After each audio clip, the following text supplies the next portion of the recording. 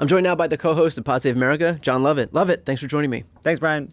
So we have just seen Donald Trump engage in yet another effort to figure out his way to wiggle out of the Epstein situation. He posted onto Truth Social. Now that the Democrats are using the Epstein hoax involving Democrats, not Republicans, to try and deflect from their disastrous shutdown and all of their other failures, I'll be asking AG Pam Bondi and the DOJ, together with our great patriots at the FBI, to investigate Jeffrey Epstein's involvement with Bill Clinton, Larry Summers, Reid Hoffman, JP Morgan Chase, and many other people and institutions. So basically what he's looking to do is focus all of the attention, not on him, but on a bunch of Democrats. So is he trying to negatively polarize this thing so it devolves into the usual D versus R fight? I don't know. Who knows? He's flailing. They've been all over the place. I do think part of this is that they underestimate Democratic partisan loyalties. Right? Like they underestimate how much Democrats would care about this threat. Because I bet if you asked most Democrats, including most Democrats in Congress, would you take a bipartisan, full-throated expose by the Justice Department, investigation by the Justice Department into everybody? Be like, yes, if it affects Democrats or don't, like who like we don't care about that. Like right. we'd take that deal. Like, yeah, go after everybody who is involved in Jeffrey Epstein. Now, I do think it's worth saying, like, if they are trying to smear people, to draw attention away from what is a very deep and long relationship that Donald Trump had with Jeffrey Epstein, to go after people because they have a D next to their name or they're big Democratic donors, like, that's gross. But yeah, man, investigate anybody and let the chips fall where they may. I think it betrays his worldview too, because he thinks that because he exists within this cult of personality around him, that the same is true of everybody else. Like, this is a very egocentric worldview where he's like, no matter what I do, I'll always have people who will defend me no matter what. I mean, he himself said, I can shoot somebody on Fifth Avenue, I won't lose any fans. And so he thinks if he confers that same ideology onto the other side, it's like, oh, if I throw Bill Clinton into the mix, then like these people are going to just immediately run to his aid in the way that anybody runs to a politician's aid, because that's how I've created this worldview. Yeah, totally. And so it's both like it's both that, like, he thinks this is some kind of a threat. It's also a bluff, right? Because that's Caroline Lovett is in the briefing room saying this is a distraction. This is like, is it a hoax or is it something that needs to be investigated by the Department of Justice? If Donald Trump wants people to move on, a really great way to do the opposite of that is to suggest you're going to bring DOJ resources into investigating aspects of it. The House Republicans have been trying to do this. Comer's been trying to do this, make it about Democrats. Like, I don't think it's going to work, because if you're talking about Epstein, the facts are the facts. They're out in front of us. You can try to make it a story about just a subset of the names in the trove of fucking emails. But like, we all have eyeballs. We're all seeing this. The news is covering this. It's not going to work. And so, that there is the fact that there are a few people in the right-wing media ecosystem who have come out and opted to defend him. Benny Johnson reduced it to just a naughty offense. That's literally the word that he used. Mike Johnson, of course, continues to call it a distraction. Here's what Megyn Kelly said. As for Epstein, I've said this before, but just as a reminder, I do know somebody very, very close to this case who is in a position to know virtually everything. Not everything, but virtually everything. And this person has told me from the start, years and years ago, that Jeffrey Epstein, in this person's view, was not a pedophile. This is this person's view, who was there for a lot of this, but that he was into the barely legal type. Like, he liked 15-year-old girls. And I realize this is disgusting. I'm definitely not trying to make an excuse for this. I'm just giving you facts. That he wasn't into like 8-year-olds. But he liked the very young teen types that could pass for even younger than they were, but would look legal to a passerby. And that is what I believed, and that was what I reliably was told for many years. And it wasn't until we heard from Pam Bondi that they had tens of thousands of videos of alleged, forgive me, they used to call it kiddie porn, now they call it child sexual abuse material, on his computer, that for the first time I thought, oh, no, he was an actual pedophile. I mean, only a pedophile gets off on young children abuse videos. She's never clarified it. I don't know whether it's true. I have to be honest. I don't really trust Pam Bondi's word on the Epstein matters anymore. Yeah, so I don't know what's true about him, but we have yet to see anybody come forward and say, I was I was under 10. I was under 14 when I first came within his purview. Look, you can say that's a distinction without a difference. No, it's not. I think there is a difference. Yeah. There's a difference between a 15-year-old and a 5-year-old. Yeah. Such an important point, Megan. Thank you so much. It is genuinely upsetting to me to see this turn for a couple of reasons. One, I know we're all bored to death of hypocrisy, but these are people that have been saying girls aren't safe in locker rooms. These are people that are going after fucking drag queens for reading stories. These are people claiming all kinds of ridiculous, fantastical, horrible things about trans people.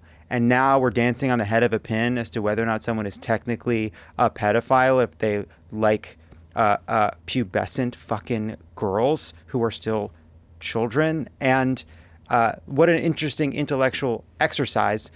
A story came out this week that looked at the girl that Matt Gaetz allegedly had paid for sex.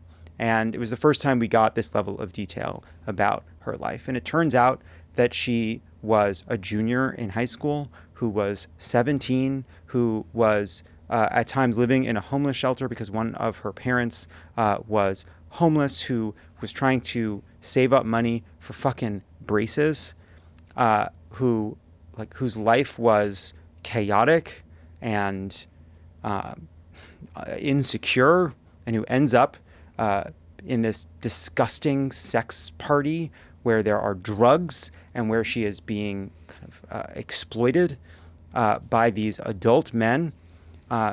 No, she wasn't 8 years old. She was 17. Okay. It's fucking disgusting. It's monstrous. And why now are we this is an important point to you in this moment now that it's sort of casting a pall over the Trump administration? This is depraved conduct. This is a collection of people who are willing to whether participate in or look past evil and allow this person into polite society because he had money, even though he had pled guilty to charges related to this. This is someone with access to some of the most powerful people in our society who just clearly dehumanized these fucking girls and young women because the culture said that was okay. If you care, I find it so disturbing that these people are casting about for excuses and caveats like this. What are we doing here? Yeah. Yeah. I mean,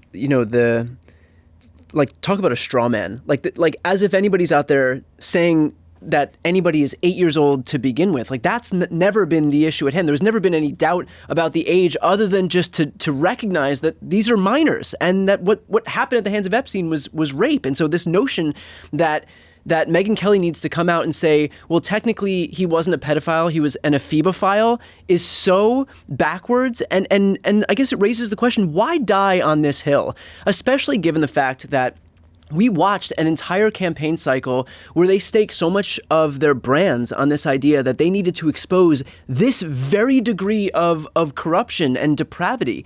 I mean, we heard from damn near everybody, whether it was Kash Patel, whether it was Dan Bongino, Pam Bond, I mean, on and on, J.D. Vance, every single person in this administration has come out and staked their reputation on this idea that these files need to be released. It was important enough for them to bring it out on the campaign trail, to trot it out so many times. And so why die on this hill of whether you're doing what Megyn Kelly is doing, which is well, technically they weren't pedophiles, they were ephebophiles, or whether it's what Benny Johnson's doing, which is just to say, oh, okay, this was some naughty email, whatever, or Mike Johnson saying that it was a distraction. Look, I think everybody's got their own strange motivations. I mean, Megyn Kelly in that moment does say it's disgusting. I think even as she's saying it, she's kind of introducing this almost like, well, we can say the truth, and this is the truth, and it's worth saying, even if it like that like we are fearless in the face of the actual facts here. And so I mean, it still sounds like a hedge. I mean, of course. But I do think it goes to something deeper right now on the right, and it's something Megyn Kelly has been pretty explicit about. Put aside this specific story, Ben Shapiro and Tucker Carlson were both on Megyn Kelly's show in back-to-back conversations. And Ben Shapiro actually did an excellent job of just tearing apart the ways in which Tucker Carlson has become a vehicle for introducing far-right fucking Hitler apology historians and all of this disgusting shit, including a very soft conversation with Nick Fuentes. And in Megyn trying to defend Tucker Carlson while claiming she's not defending Tucker Carlson, what you see is someone who is willing to bend over backwards for people who she views as ideological allies. She has such a endless amount of generosity and openness and forgiveness for people who she views as on her team. And she's said explicitly that she wants to not punch right. She wants to not do that. That she views the left as such an organizing threat that she doesn't want to do anything to antagonize her own side. Not in so many words, but that is the gist of what she's been saying. And so you have this person who is willing to say to cast all Democrats in this terrible light and to describe the left in these Manichaean terms. Meanwhile, on her own side, you have this disgusting and depraved story, and she's looking for all the ways in which she can talk around it. And what I would say, and maybe this is a lesson for everybody, which is we got to be willing to be generous with our opponents and hard on our allies when like the moral stakes are so fucking clear. Like she's somebody who posted she feared for Virginia because Jay Jones, who had sent some fucking awful texts, had won the attorney general's race. And it's like, I don't need anybody to like Jay Jones. If you think Jay Jones shouldn't be attorney general, even though he apologized, fine. But he's a menace whose forgiveness is impossible, whose apologies can't be real, who deserves no quarter. But when it comes to your own side, when it's Tucker Carlson talking to someone who's like Churchill was the real villain of World War II, or that it was like anti-Christian to want to fucking kill Hitler, it's like, let's think about all the ways in which we can see the full spirit of Tucker Carlson as a human being worthy of our generosity. And it's like at some point, like you're saying the quiet part out loud, which is the right can do no wrong and the left can do no right, and it's fucking shitty. You know, when we look back at the war in Iraq stuff, it became clear after the fact, quite a bit after the fact, that that the people who voted in favor of this thing were on the wrong side of history, and the people who voted against it, few though they may be, or few though there were, they were on the right side of history. And so Massey had kind of alluded to that as it relates to the Epstein files. He basically said there's going to come a point where Trump isn't going to be there to defend you.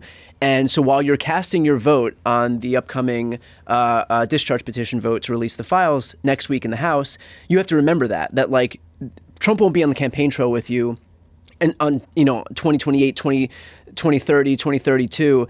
And so how are you thinking about that in relation to this Epstein situation? Like, do you think that it matters for these people, or is the threat of Trump looming over them and the threat of being the subject of his ire so great that they would ignore the fact that they will be casting a vote basically to run cover for a pedophile ring?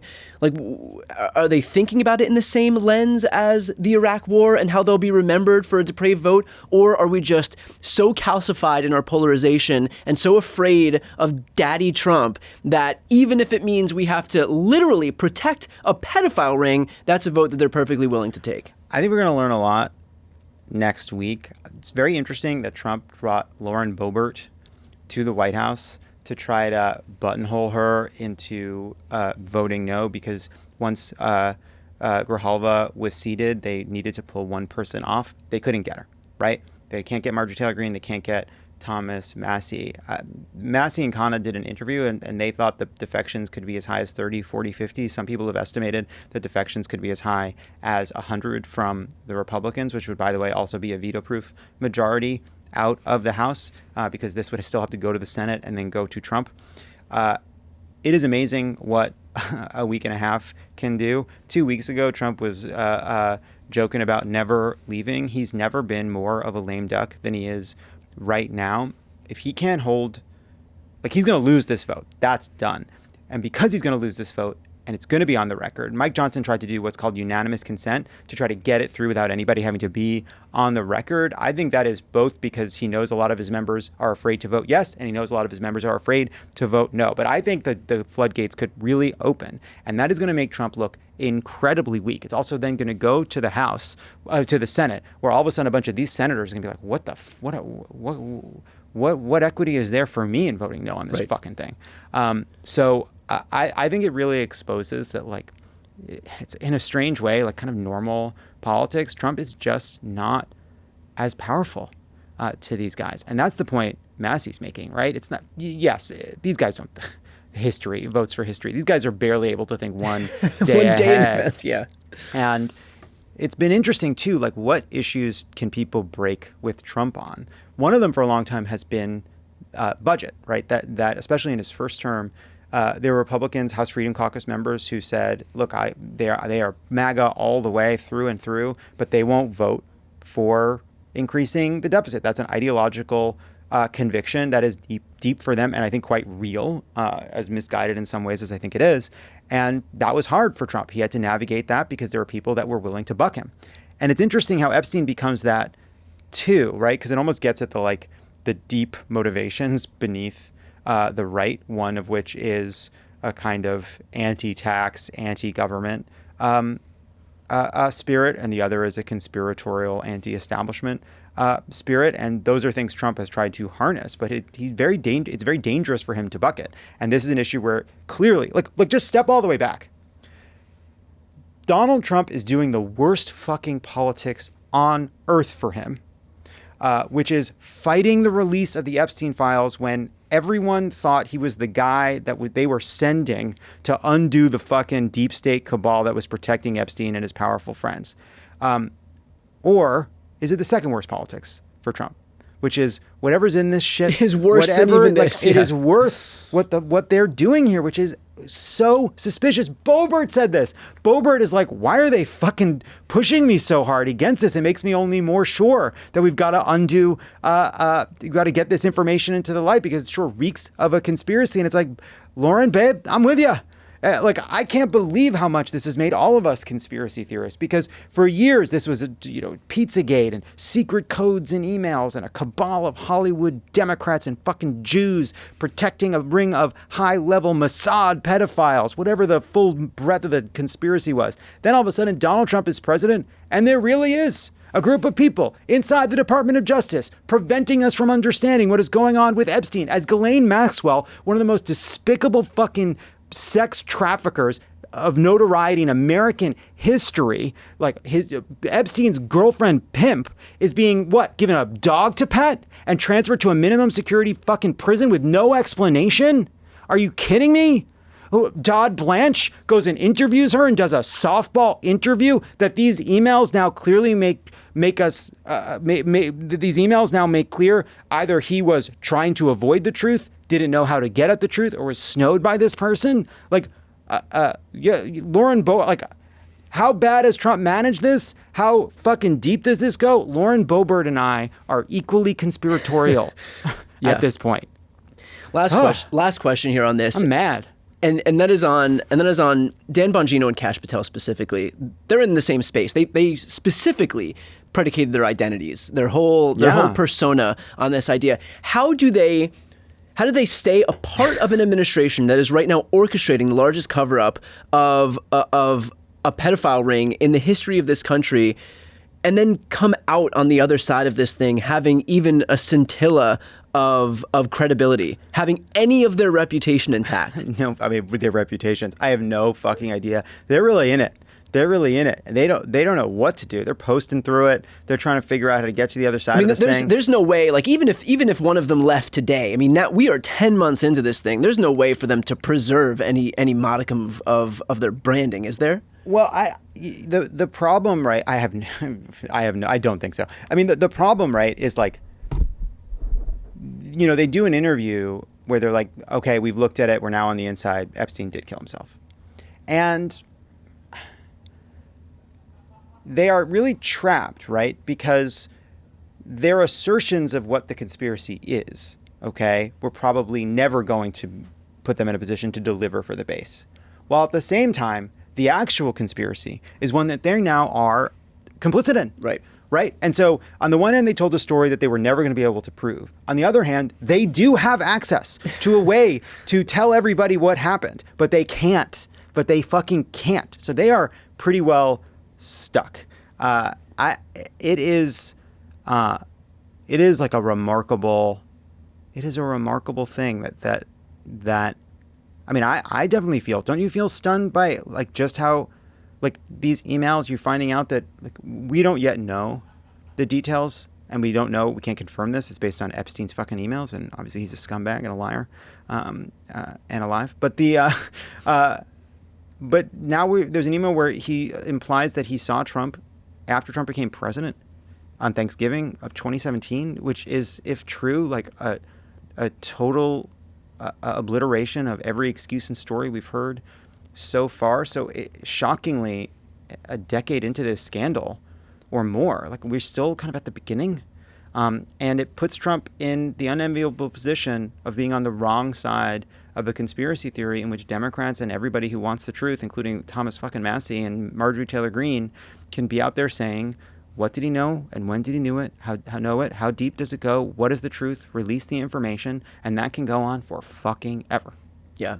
The irony of the fact that emails would end up being Trump's unraveling, his undoing. And at some point, somebody will find out what the fuck Merrick Garland was doing over there for a couple of years. Just sort of protecting the institution. Unbelievable. That very quickly on that point, that is the when I think about the failures of this administration, and even when Republicans rightly say, why wasn't this stuff released? I agree. Why wasn't this stuff released? What was Merrick Garland doing? And I think he is the perfect microcosm for the impotence of not just that administration, but a democratic, mentality more broadly of being circumspect and judicious and not giving the optics of politicization to a fault. Yes, that legitimacy isn't born by a fucking consensus between the parties. Legitimacy is born of executing the laws in a way that is not worried about the optics. And they got that completely backwards. James Comey, Merrick Garland, Mueller, all of them. And we live in the wake of what they chose to do, which is to put the appearance of propriety ahead of actually defending the legitimacy of these institutions. And now we have a bunch of hacks and frauds and goons abusing their power and politicizing these agencies because when they had the moment to protect our democracy, they chose avoiding criticism over doing the hard thing and letting history judge. And a good lesson for all of us, I would say. We'll leave it there. For anybody who's watching right now, if you're not yet subscribed to Pod Save America's YouTube channel, I'm going to put the link right here on the screen and also in the post description of this video. If you're listening on the podcast, check out the show notes. Love it. As always, thanks for your time. BTC. Love you.